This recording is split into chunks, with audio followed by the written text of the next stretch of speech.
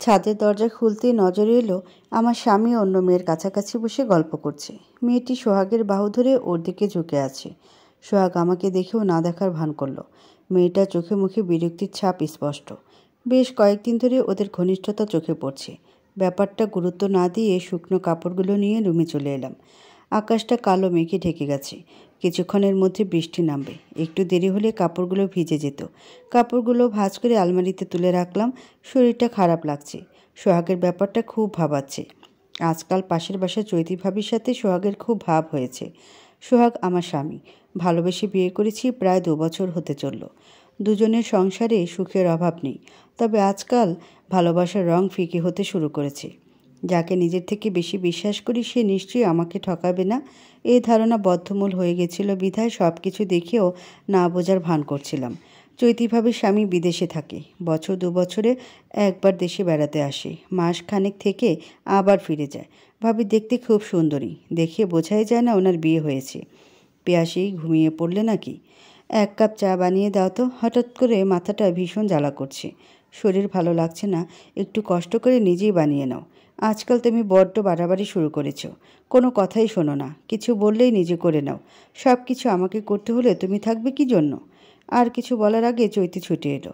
হাতে চায়ের কাপ থেকে ধোঁয়া বেরোচ্ছে। কোমল গলায় বলল, পিয়াসীকে বিরক্ত করার দরকার নেই। আমি তোমার জন্য চা করে নিয়ে এসেছি। তোমার পছন্দের আদা চা। সোহাগ চৈতির দিকে তাকিয়ে মুচকি হাসি দিয়ে চায়ের কাপটা নিল। তারপর দুজনে কথা বলতে বলতে ঘর থেকে বেরিয়ে গেল। শূন্য দৃষ্টিতে ওদের দিকে তাকিয়ে রইলাম। চোখ জ্বালা করছে। কিছুক্ষণ কাঁদতে পারলে ভালো লাগতো। সোহাগের চিৎকারে ঘুম ভাঙে। দেখি ঘড়িতে রাত 9টা। বিকালে শুয়েছিলাম। কখন চোখ লেগে এসেছিল বুঝতে পারিনি। রাতের জন্য রান্না করতে হবে। রাত 9টা বাজতে না বাজতে সোহাগের খিদে পায়। সেই জন্য হয়তো ডাকাডাকি শুরু করছে। প্রয়োজন ছাড়া আজকাল তেমন খোঁজ নেয় না আমার। ওড়নাটা গায়ে জড়িয়ে ড্রয়িং রুমে গেলাম। অবশেষে মহারানীর ঘুম ভাঙল তাহলে। ক্ষুধা লেগেছে, খাবো। একটু অপেক্ষা করো, আমি খাবার বাড়ছি। এখন রান্না করতে গেলে দেরি হয়ে যাবে। ফ্রিজে একজনের খাবার মতো ভাত আছে, তাই আপাতত গরম করে দেব। সাথে ডিম ভাজা আর জলপাইয়ের আচার।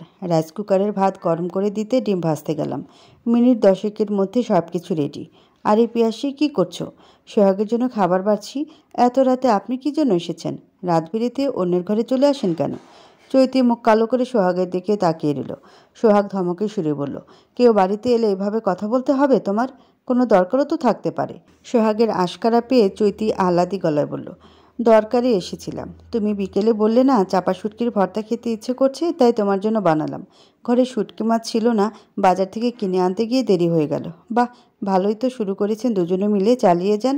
রুমে এসে দরজা বন্ধ করে দিলাম।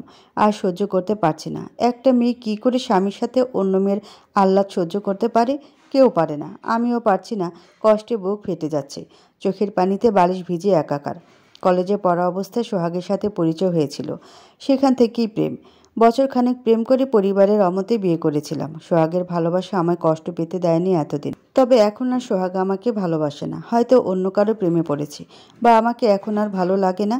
চৈতির সাথে ঘনিষ্ঠতা দিন দিন বেড়ে চলেছে। হয়তো চৈতির সাথেই। দরজা লাগিয়ে দিয়েছ কেন? সব কিছু নিজের ইচ্ছে মতো করবে নাকি? কথা বলতে ইচ্ছে করছে না। চোখ মুছে উঠে দাঁড়ালাম। দরজা খুলতেই সোহাগ আমায় ঠেলে ঘরে ঢুকে এলো। বিছানায় শুয়ে হুকুমে সুরে বলল, লাইট নিভিয়ে দাও। লাইট নিভিয়ে সোহাগের পাশে বসলাম। ভাঙা গলায় বললাম, কিছু কথা ছিল। অনেক রাত হয়েছে, সকালে শুনবো। কথাগুলো খুব জরুরি, বেশি সময় লাগবে না। কী কথা? তুমি কি আমায় ভালোবাসো না? হঠাৎ এমন কেন মনে হলো তোমার? তোমার জন্য মা বাবার থেকে আলাদা হয়েছি। বাবার অত বড় বাড়ি থাকতে ভাড়ায় বাসায় থাকি। এত কিছুর পরও তোমার মনে হয় আমি তোমাকে ভালোবাসি না? তুমি ভালোবাসতে বলেই নিজের মা বাবাকে ছেড়ে তোমার সাথে সংসার করতে এসেছি। তবে আজকাল তোমার চোখে ভালোবাসা দেখতে পাই না। চোখের ডাক্তার দেখাও। হয়তো তোমার চোখে সমস্যা হয়েছে। সকালে অফিস আছে, ঘুমাতে হবে। ফালতু কথা শুনে সময় নষ্ট করার ইচ্ছে নেই। বেশ ভালোই বললে। আচ্ছা, ঘুমাও। সোহাগ ঘুমিয়ে পড়েছে বেশ কিছুক্ষণ হলো। আমার চোখে ঘুম নেই। নানান রকমের চিন্তা এসে মস্তিষ্কে ভিড় করছে। অনেক সময় খুব সহজ জিনিসগুলোও বুঝতে ইচ্ছে করে না। সবসময় চোখের দেখা সত্যি হয় না। সোহাগ আমাকে বেশ কয়েকবার বলেছে চৈতি ভাবি ওর খুব ভালো বন্ধু। প্রথম দিকে চৈতির সাথে খুব ভাব ছিল আমার অজুহাত ধরে বাসায় আসতো। ঘন্টা পর ঘন্টা গল্প করে কাটাতাম। সোহাগ থাকলে চৈতির কাজে তাড়া থাকতো না। এখন বুঝতে পারছি কত বড় ভুল করেছি। খাল কেটে কুমির ডেকে এনেছি। সকালের মিষ্টি রোদ চোখে পড়ছে। ইচ্ছে করলেও চোখ বন্ধ করে রাখার উপায় নেই। অবশ্যই এখনই বিছানা ছেড়ে উঠতে হবে। সকালের নাস্তা রেডি করতে হবে। চোখ মেলে দেখলাম সোহাগ খুব মনোযোগ সহকারে মোবাইলের দিকে তাকিয়ে আছে। স্ক্রিনের উপর আমাদের বিয়ের ছবিটা। কী করছো? সোহাগ চমকে উঠল।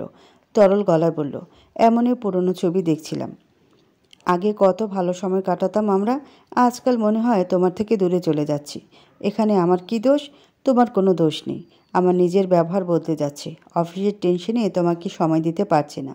চৈতির সাথে গল্প করার সময় টেনশন থাকে না, তাই না? বউয়ের বুঝি হিংসে হচ্ছে?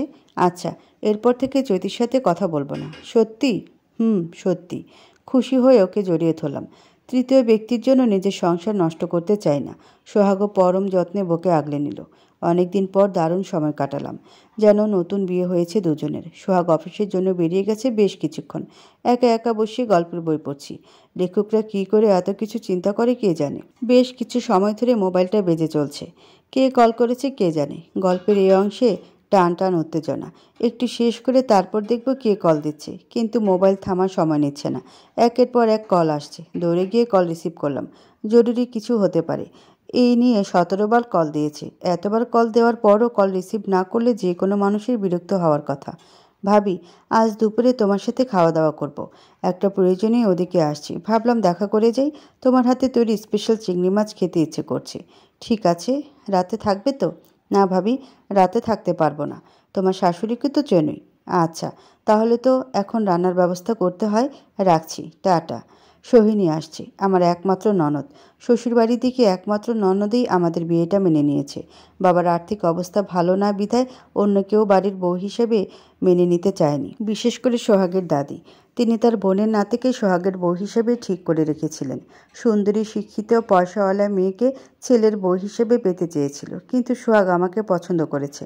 আমায় দেখতে খুব ফর্সা না হলেও মোটামুটি সুন্দরী বলা যায়। বিয়ের পর থেকে সোহিনী আসা যাওয়া করে। দুজনের সম্পর্ক তথাকথিত ননদ ভাবির থেকে বেশ আলাদা। অনেকটা বান্ধবীর মতো। এক জায়গায় হলে গল্পই শেষ হতে চায় না। ফ্রিজে চিংড়ি মাছ নেই। মেয়েটা এত শখ করে খেতে চেয়েছে।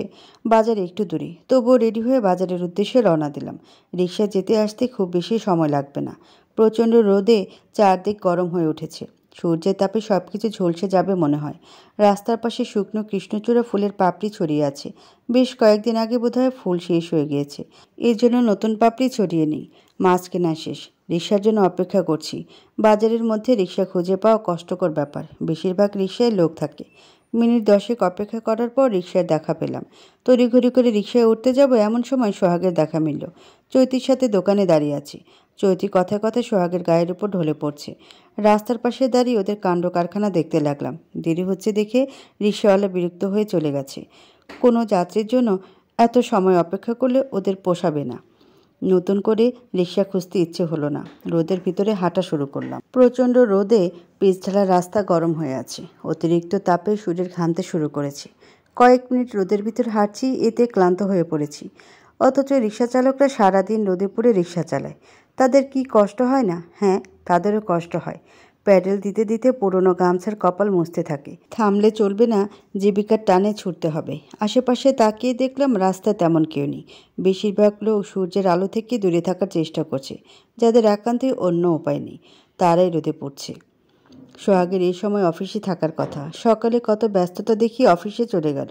অথচ এখন কোনো ব্যস্ততা নেই, দিব্যি ঘুরে বেড়াচ্ছে। আজ এর একটা হেস্তনেস্ত করতে হবে। সবসময় সব কিছু দেখেও না দেখার ভান করতে নেই। এতে লাভের পরিবর্তে ক্ষতিই বেশি। নানান চিন্তার মাঝে অদ্ভুত সুন্দর একটা দৃশ্য নজরে পড়ল। বয়স্ক একজন রিকশা চালাচ্ছে। অল্প বয়সী বাচ্চা মেয়ে ওনার ছাত্রী। সম্ভবত স্কুলে পড়ে। স্কুল ড্রেস পরে আছে। বাচ্চা মেয়েটির এক হাত দিয়ে লোকটার মাথার উপর ছাতা ধরে আছে। অন্য হাতে একটা শক্ত কাগজ নিয়ে বাতাস করার চেষ্টা করছে। লোকটা যথাসম্ভব আস্তে রিকশা চালাচ্ছে। মেয়েটার পায়ে রোদ লাগছে। নিজের পা দুটো রোদ থেকে বাঁচাতে ছায়া নেওয়ার চেষ্টা করছে, কিন্তু বারবার রোদের ভিতর চলে যাচ্ছে। দৃশ্যটা অসম্ভব সুন্দর। আজকাল রাস্তাঘাটে এমন সুন্দর দৃশ্য খুব কমই নজরে পড়ে। রিকশাটা আমার পাশ কাটিয়ে চলে গেল। যাওয়ার সময় কানে এলো বয়স্ক লোকটির বাচ্চা মেয়েটাকে বলছে, দিদিভাই, বাতাস করতে হবে না, তোমার কষ্ট হচ্ছে। রিকশা চালালে এমনিতেই গায়ে বাতাস লাগে। লোকটার কথায় তৃপ্তির ছাপ স্পষ্ট। এমন যাত্রী হয়তো কখনো ওনার ভাগ্যে জোটেনি। এমন নয়, ওরা আত্মীয়। মেয়েটার গলায় রুদ্রাক্ষমালা, লোকটার মাথায় টুপি। বাচ্চা মেয়েটার জায়গায় আমি থাকলেও ওনার সাথে এমন ব্যবহার করতাম না, বরং তাড়া দিতাম। বাড়ি গিয়ে রান্না করতে হবে, চাচা একটু জোরে চালান। একবারের জন্য মনে হতো না ওনার কষ্ট হচ্ছে। টাকা দিয়ে পরিশ্রম কিনছি, এতে দরদ দেখানোর কি আছে? বাচ্চাদের মন বড়দের মতো হিসাব কষতে জানে না, এর জন্য ওরা নিষ্পাপ। এত রোদের ভিতর হাঁটছে কেন? শরীর খারাপ হবে তো। চিরপরিচিত কণ্ঠস্বর। পাশ ফিরে দেখি সোহাগ রিকশায় বসে আছে, সাথে চৈতিনি। একাই কোথাও যাচ্ছে। রিকশাওয়ালা গামছায় মুখ মুছে কয়েক মুহূর্ত জিরিয়ে নিচ্ছে। কি হলো, কথা বলছে না কেন? মাথা খারাপ হয়ে গেছে নাকি? না, বাড়ি ফিরছিলাম। তো রিকশা বা সিএনজিতে যেতে রোদের ভিতর হাঁটার কি দরকার? রোদ উপভোগ করার জন্য চেষ্টা করছি। এই সময় তুমি কোথায় যাচ্ছ? তোমার না অফিসে থাকার কথা? সোহিনী কল দিয়েছিল, বলল আমাদের ওখানে আসছে, তাই বাসার দিকে যাচ্ছিলাম। উঠে এসো। রোদে পুড়ে জ্বর বাঁধানোর তালে আছো? রোদে পুড়লে জ্বর হয় নাকি? জ্বর তো বৃষ্টিতে ভিজে ঠান্ডা লাগালে হয়। কথা না বলে উঠে এসো। মামা চলেন। সব কিছু কেমন এলোমেলো হয়ে গেল। চৈতির সাথে ঘুরতে বের হলে একা একা বাড়ি ফিরছে কেন? আবার অফিস দিয়ে বাড়ি ফিরতে হলে বাজারে কি কাজ? ছেলেটার কাণ্ড কারখানা মাথার উপর দিয়ে যাচ্ছে। অবিশ্বাস করতেও পারছি না। বিশ্বাস অবিশ্বাসের মাঝামাঝি পর্যায়ে দাঁড়িয়ে আছি। যদিও অন্য কারণ আছে, আমার মন সোহাগকে অবিশ্বাস করতে চাইছে না। মনের মাঝে উদিত চিন্তাগুলোকে মিথ্যা প্রমাণ করতে চাইছে। এই জন্য সামান্য কারণ পেলে অবিশ্বাস করতে কষ্ট হচ্ছে। সোহাগ আমার ডান হাত ধরে আছে। আঙ্গুলের ভাঁজে নিজের আঙ্গুলগুলো ঢুকিয়ে হাতটা চেপে ধরেছে। সাধারণত পরকীয়া আসক্ত পুরুষরা এমন কাজ করে না। তাদের কাছে বউদের সংস্পর্শ বিরক্তিকর লাগে। সবসময় অন্য চিন্তায় ডুবে থাকে। এখন সোহাগের মাঝে সেসব কিছু লক্ষ্য করছি না। সুখী দম্পতির মতো হাত ধরে রিকশায় ঘুরছি। কোথায় গিয়েছিলে? কিছু প্রয়োজন হলে আমাকে বলতে পারতে। সময় মতো দেখা না হলে মনে রোদের ভিতর বাড়ি পর্যন্ত হেঁটে যেতে। সোহিনী চিংড়ি মাছ খেতে চেয়েছে। বাড়িতে চিংড়ি মাছ নিতে বাজারে গিয়েছিলাম। আমিও বাজারে গিয়েছিলাম। তোমাকে তো দেখলাম না। তোমার বাজারে কি কাজ? এমনি আসার পথে কিছু বাজার সদাই করে নিয়ে আসলাম। বাড়িতে বোধহয় বিশেষ কিছু নেই। তুমি কি করে জানো বাড়িতে বিশেষ কিছু নেই? আমি তো কিছু বলিনি। তুমি না বললেও আমিই তো বাজার করি। কোন বেলায় কী রান্না হচ্ছে সে খবরও রাখি। তাই সামান্য বিষয়টা বোঝা কঠিন কিছু নয়। আচ্ছা, বুঝলাম। তোমার একটা কথা রাখা হয়নি। কী কথা রাখা হয়নি? চৈতি ভাবির সাথে আবারও কথা বলে ফেলেছি। বাজারে দেখা হলো। উনি নিজ থেকে এগিয়ে এসে কথা বললেন। একসাথে বাড়ি ফিরতেও বলেছিলেন। আমি রাজি হইনি। বাজারে ওকে দেখে ফেলেছি, এ কথা ওর জানার বিষয় নয়। আমার দিকে খেয়াল করেনি। তাহলে কি আমি ভুল ভাবছি, নাকি সোহাগ অভিনয় করছে? আবারও দুই রাস্তার মুখের সামনে দাঁড়িয়ে আছি। কোন দিকে যাব বুঝতে পারছি না। চৈতির ব্যাপারটা লুকালে অন্য বিষয় হতো, কিন্তু এখন কি বুঝবো? কি চিন্তা করছো? কই কিছু না তো। পরিবেশ স্বাভাবিক করতে এদিক ওদিক তাকাতে লাগলাম। এই মুহূর্তে কিছু বলা উচিত হবে না। বিষয়টা নিয়ে আর একটু দেখা প্রয়োজন। মিথ্যা অপবাদ হলে সোহাগের আমার উপর দিয়ে বিশ্বাস উঠে যাবে। সুন্দর সংসার নিজের হাতে নষ্ট করে ফেলবো। এমনটা হতে দেওয়া উচিত কাজ নয়। আকাশে মেঘে ছিটে ফোটা নেই। সূর্যের তাপে শরীর ঘামছে। রিকশাওয়ালা বারবার কপালের ঘাম মুছছে। তীব্র গরমে ওনার খুব কষ্ট হচ্ছে। বাচ্চা মেয়েটার কথা মনে পড়ল। কাছে ছাতা নেই। থাকলে আজ আমিও এমন কিছু করে বসতাম। ভালো কিছু দেখে বাহবা দিলেও বেশিরভাগ ক্ষেত্রে সেখান থেকে শিক্ষা নেওয়া হয় না। একটু সামনে একটা গলি আছে। ওই পথ দিয়ে ঘুরে বাসায় যাওয়া যায়। সময় বেশি লাগলেও রাস্তার দুপাশে বড় বড় গাছ। পাতার ছায়ায় শীতল পরিবেশ তৈরি হয়। মামা, সামনের গলিপথ দিয়ে ঘুরে চলেন। ওদিকে রোদ কম, গাছের ছায়া আছে। আম্মা, ওই পথে বেশি গুল্লি পড়ে, দেরি হয়ে যাবে। সমস্যা নেই, আপনাকে ভাড়া বাড়িয়ে দেব। আচ্ছা, তাহলে ওই পথ দিয়ে যাচ্ছি। কথা কি আম্মা, আমরা গাছের ছায়া পছন্দ করি, কিন্তু গাছ লাগাতে চাই না। সোহাগ ওনার কথায় তাল মেলালো। এই প্রসঙ্গে নানান কথা বলবে এখন। আমি চুপচাপ শুনতে লাগলাম। লোকটা খুব কাজের কথা বলছে। রাস্তার পাশে গাছ লাগাতে বেশিরভাগ লোকের অনীহা। নিজেদের মালিকানা থাকে না। প্রয়োজন হলেই হুটহাট গাছ কাটা যায় না। ওটা তখন রাষ্ট্রীয় সম্পত্তি। বিনা অনুমতিতে গাছ কাটলে জেল জরিমানাও হতে পারে। তাই সব গাছ লাগানো হয়তো ঝামেলা মনে করে। কিন্তু হাঁটার সময় বেছে বেছে গাছের ছায়ায় হাঁটবে। এগুলিতে রোদের তীব্রতা নেই বললেই চলে। চারদিকে গাছের ছায়া, কখনো কখনো পাতার ফাঁক দিয়ে রোদের গুঁড়ো রাস্তায় পড়ে আছে। পিচঢালা নীলচে কালো রাস্তায় সোনালি রোদ স্পষ্ট ফুটে উঠেছে। সোহাগ আমার হাত আঁকড়ে ধরে রিকশাওয়ালা সাথে গল্প করছে। মাঝে মধ্যে আমিও ওদের কথায় তাল মেলাতে লাগলাম। বাড়ি পৌঁছাতে পৌঁছাতে বেশ দেরি হয়ে গেল। দুপুরে রান্না করতে দেরি হয়ে যাবে, এদিকে ননদিনীও চলে আসবে। সময় এত হিসাব করা কেন? একদিকে বেশি সময় দিলে অন্যদিকে কম পড়ে যায়। সোহাগ 200 টাকার কচকচে একটা নোট রিকশাওয়ালার হাতে ধরিয়ে দিয়ে এসেছে। লোকটা চোখে মুখে খুশির ছাপ। আজ হয়তো একটু তাড়াতাড়ি বাড়িতে ফিরতে পারবে, পরিবারে সময় দিতে পারবে। পরিবারকে সময় দেওয়া খুব জরুরি একটা বিষয়। অনেকেই এর গুরুত্ব বুঝতে পারে না। ঘরে ঢুকে মিনিট 5 বিশ্রাম নিয়ে রান্নাঘরে চলে গেলাম। সোহাগ গোশত নিয়ে এসেছে, আবার চিংড়ি মাছ কাটতে হবে। কোনটা আগে শুরু করব বুঝতে পারছি না। আগে পেঁয়াজ রসুন বেটে সব কিছু গুছিয়ে নেব, তারপর রান্না শুরু করব। দেখি দেখি, আমার কাছে দাও, আজকের গোশতটুকু আমি রান্না করব। সোহাগ রান্নাঘরে ঢুকতে ঢুকতে কথাগুলো বলল। তারপর এদিক ওদিক তাকিয়ে রান্নার জিনিস খোঁজ করতে লাগলো। কি হলো, কোথায় কি রেখেছো? হাতের কাছে এগিয়ে না দিলে আমি কি সব খুঁজে পাই নাকি? আমাকে সব কিছু খুঁজে দিতে হলে তুমি কি খুন্তি নাড়াবে দাঁড়িয়ে দাঁড়িয়ে? ওই আর কি, রান্নার অজুহাতে বউকে দেখব। নিজের বউকে দেখতে অজুহাত লাগে নাকি? জানতাম না তো। তা লাগে না, তবে এভাবে দেখায় অন্য সুখ। মুচকি হেসে কাজে মন দিলাম।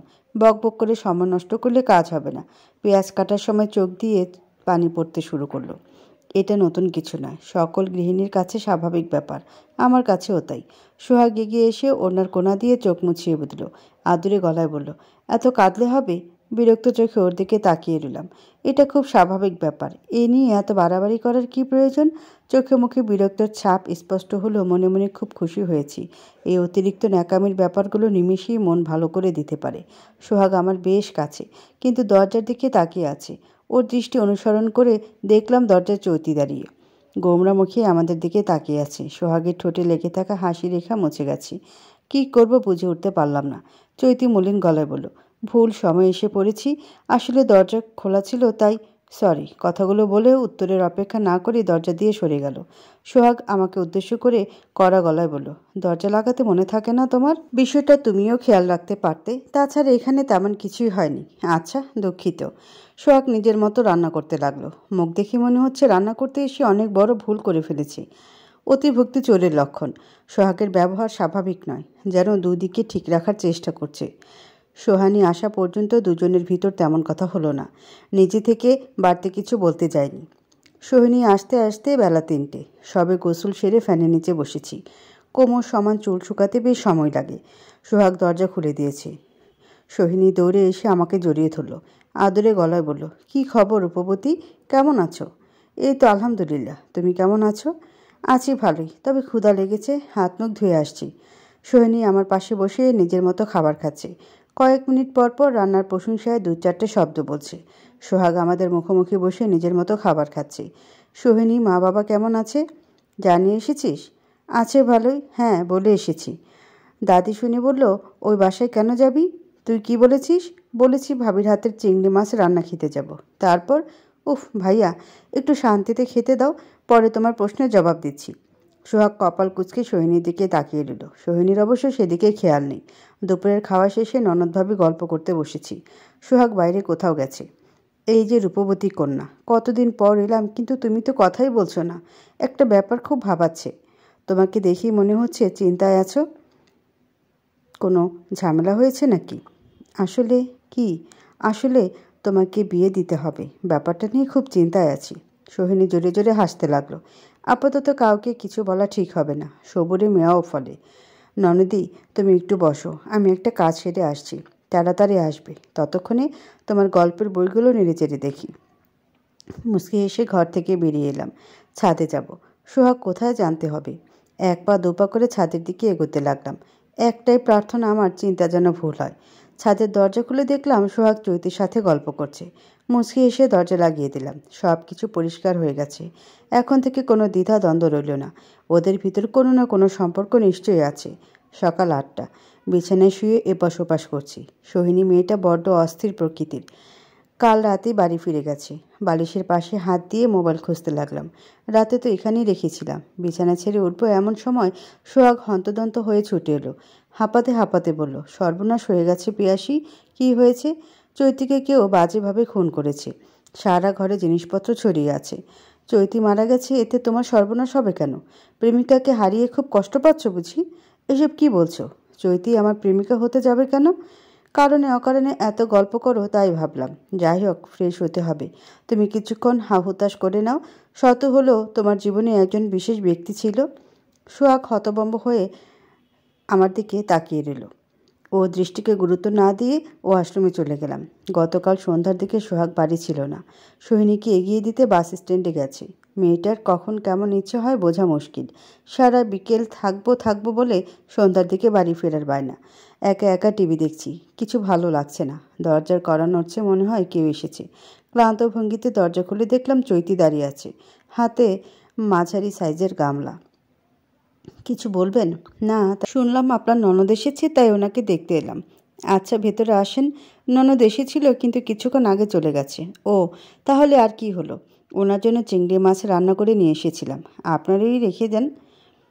আমাদের নিয়ে আপনার এত চিন্তা? বাবা গো বাবা, এভাবে কথা বলছেন কেন?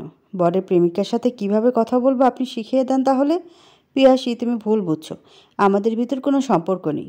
আমি চোখ থাকতেও অন্ধ ব্যক্তি নই যে আপনি যা বলবেন বিশ্বাস করে নেব। বিশ্বাস করা না করা তোমার ব্যাপার। সত্যিটা বললাম। কি সত্যি? সোহাগের সাথে প্রেমের সম্পর্কে জড়িয়ে নেই। আমাদের ভিতর শুধুমাত্র বন্ধুত্বের সম্পর্ক। আমাকে জ্ঞান দিতে আসবেন না। আপাত দৃষ্টিতে দেখা সব কিছু সত্যি হয় না। আপনি ঘর থেকে বেরিয়ে যান। কথা বলতে ইচ্ছে করছে না। চৈতি কিছু না বলে ঘর থেকে বেরিয়ে গেল। ওদের কাউকে বিশ্বাস করতে চায় না, তবে চৈতির মৃত্যু কাম্য ছিল না। ফ্রেশ হয়ে খুনের জায়গায় চলে গেলাম। লোকের ভিড়ে কাউকে খুঁজে পাওয়া কষ্টকর ব্যাপার। সকলে চৈতির লাশ ঘিরে দাঁড়িয়ে আছে। ভীষণ বাজেভাবে মেয়েটাকে খুন করা হয়েছে। হাত পায়ে নখের দাগ স্পষ্ট। মৃত্যুর আগে খুনির সাথে ধস্তাধস্তি হয়েছিল বোধহয়। পুলিশ আসতে ঢের দেরি। চারদিকে নানান আলোচনা সমালোচনা চলছে। লোকের কথা শুনতে ইচ্ছে করছে না। ঘরে চলে এলাম। সোহাগ আমার পিছন এলো। পিয়াসী, কি হয়েছে তোমার? সব কিছু কেমন খাপছাড়া লাগছে। আচ্ছা, একটু শান্ত হয়ে বসো। রক্ত দেখতে না পারলে ওখানে যাওয়ার কি দরকার ছিল? জানি না, ছোটবেলা থেকে রক্ত দেখতে পারি না। হাঁস মুরগি জবাই করতে গেলেও কেমন অদ্ভুত লাগে। মাথা ঝিমঝিম করে, হাত পা কাঁপতে থাকে। ভীষণ বাজে একটা রোগ। এই রোগের কারণে বাবা ডাক্তারি পড়াতে সাহস করেনি। আর্থিক সমস্যা কাটিয়ে পড়ার খরচ দিতে পারলেও আমার পক্ষে মেডিকেলে পড়া সম্ভব ছিল না। সোহাগ এগিয়ে এসে জড়িয়ে ধরল। শান্ত ভঙ্গিতে মাথায় হাত বুলিয়ে দিয়ে বলল, তুমি একটু বিশ্রাম করো। তোমার অনেক কষ্ট হচ্ছে, তাই না বলো? আরে পাগলি, কেউ মারা গেলে খারাপ লাগা স্বাভাবিক, কিন্তু বিশ্বাস করো, চৈতির সাথে আমার কোনো প্রকার বাজে সম্পর্ক ছিল না। চৈতির স্বামী আমার ছোটবেলার বন্ধু। আগে তো কখনো শুনিনি। আমি নিজেও জানতাম না। কয়েকদিন আগে শুনেছি। ও, সকাল 10টা। রাস্তা পর্যন্ত মানুষের ভিড় লেগে আছে। পুলিশ এসেছে লাশ নিয়ে যাওয়ার জন্য। চৈতির বাড়ির লোকদের খবর দেওয়া হয়েছে। বাড়ি দূরে বিধায় ওনারা এখনও পৌঁছায়নি। সোহাগ চৈতির স্বামীকে সব কিছু জানিয়েছে। উনিও নাকি দেশে ফিরছেন। সোহাগ ভাই, দারোগা সাহেব কথা বলবেন। বিল্ডিংয়ে সবাইকে ডাকছি।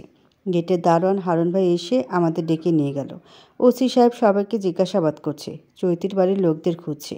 আপনি মিস্টার সোহাগ? হ্যাঁ, আমি। আপনার সাথে ওনার সম্পর্ক কেমন ছিল? বন্ধুত্বপূর্ণ। চৈতির স্বামী আমার ছোটবেলার বন্ধু। শুনলাম আপনারা পরকীয়ায় জড়িয়েছিলেন, কথাটা কি সত্যি? না, সত্যি না।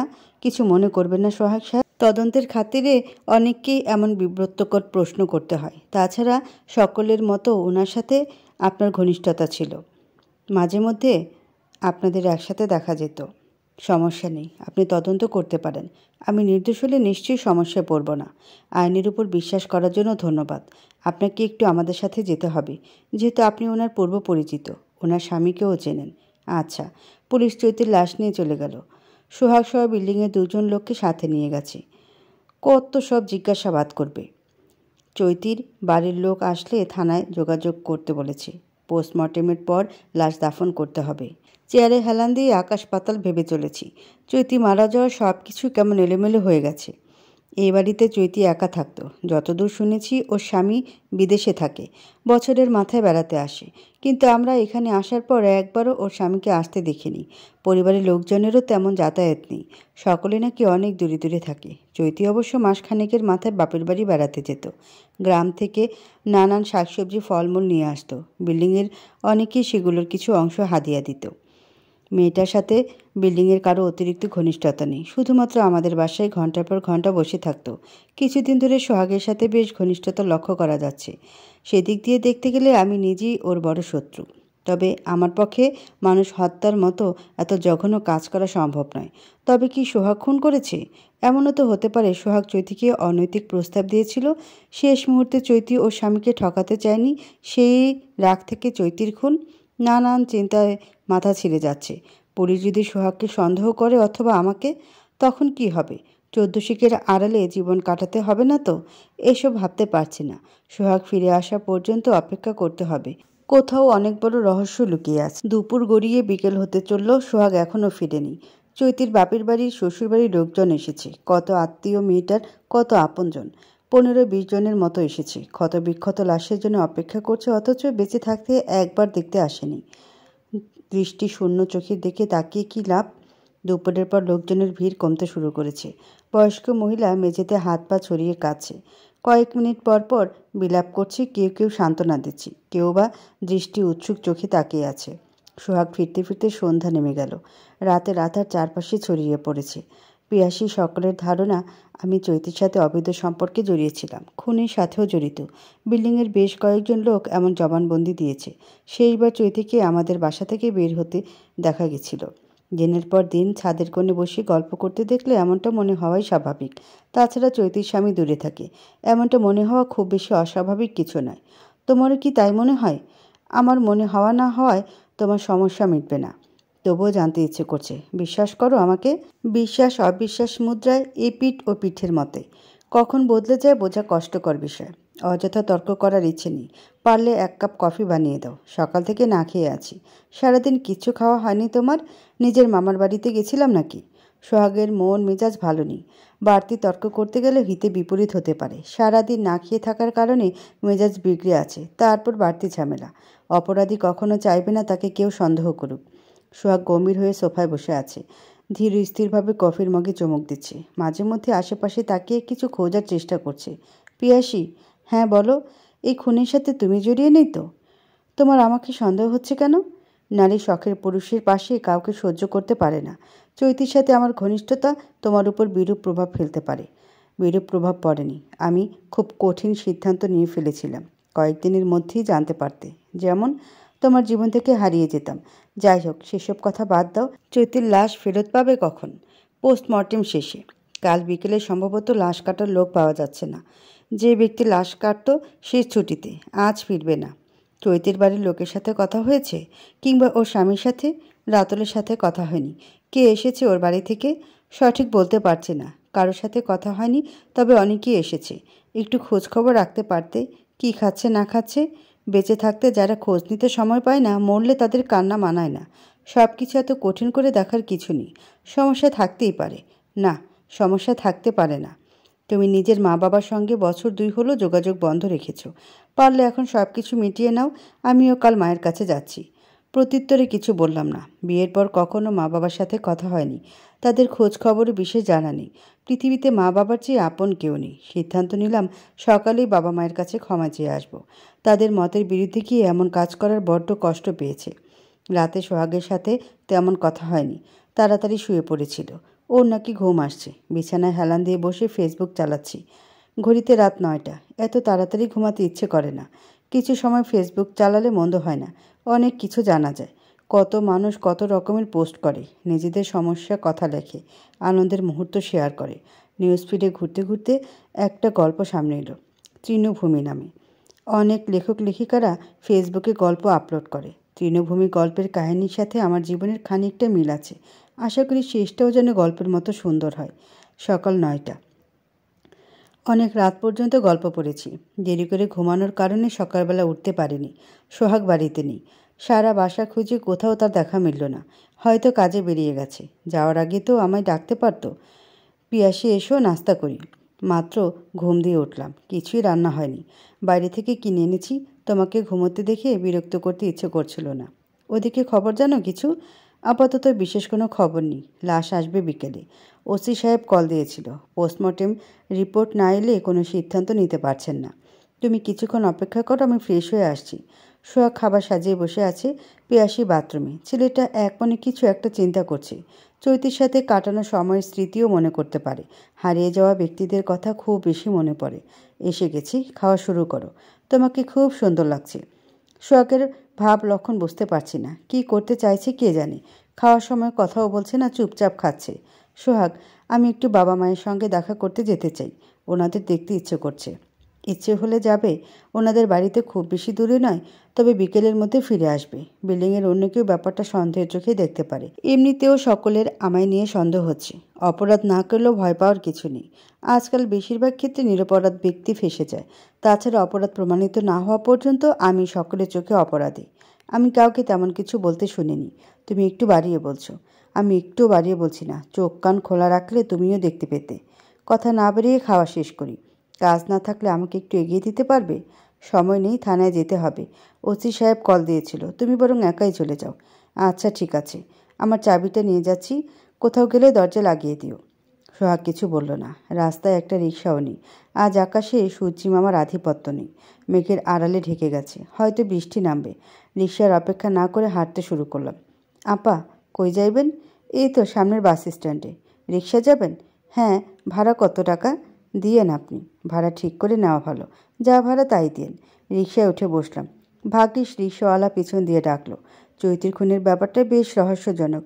যদি সোহাগ চৈতি অবৈধ সম্পর্কে জড়িয়ে থাকতো, তাহলে আমার খুন হওয়া উচিত। ওরা আমাকে নিজেদের মাঝখান থেকে সরাতে চাইবে। কিন্তু চৈতি মারা যাওয়া সব কিছু পাল্টে দিল। চৈতির স্বামী কিছু করেনি তো এই খুনে তারও হাত থাকতে পারে। কিন্তু লোকটা দেশের বাড়ি, সে কি করে কাজ করবে? হয়তো কোনো কারণ ছিল। তাছাড়া অন্য কাউকে দিয়ে হত্যা করছে কি না কে বলতে পারে। আজকাল মানুষ টাকার জন্য সব কিছু করতে পারে।